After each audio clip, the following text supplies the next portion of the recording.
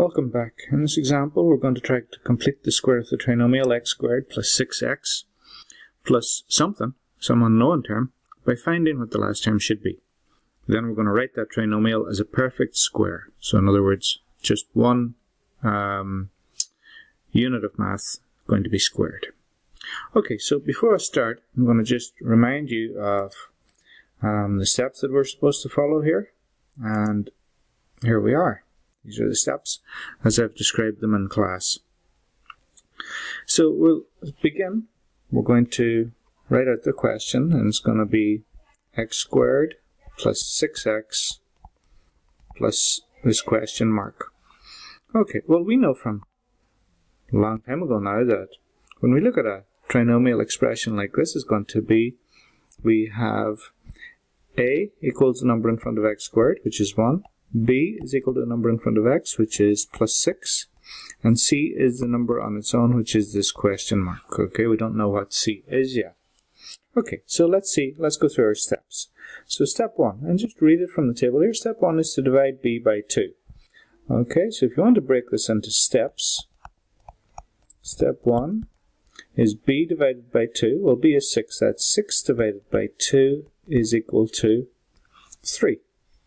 Okay.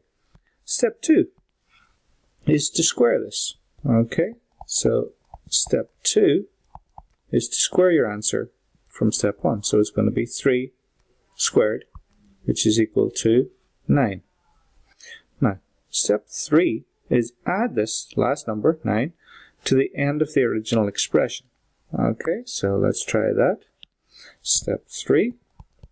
So we go back to the original expression, x squared plus 6x, and we add the number that we just produced, which is 9. Okay, and we're nearly there. All we have to do now is write it as step 4, and step 4 is to write this as a perfect square. So it's going to be x, not x squared. So we're going to have x plus b over 2. Now b over 2 was the answer from step 2. Okay, b over 2 was the was the answer to step 1. b over 2 was the answer to step 1, which was 3. So it's x plus 3 squared.